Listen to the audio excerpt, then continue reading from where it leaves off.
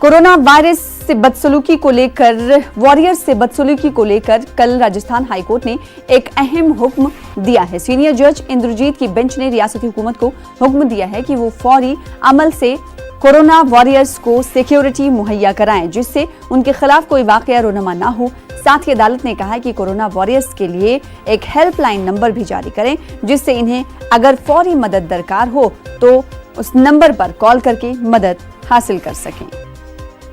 warriors हैं जिसमें doctors, nurses और अपने जितने पुलिस फोर्सेस हैं और अदर पर्सन्स हैं जो इन्वॉल्व हैं इसमें, जो कोविड-19 की ड्यूटी कर रहे हैं, उनके लिए आप प्रोटेक्शन के लिए, प्रोटेक्शन का मतलब है legal protection, medical protection, social protection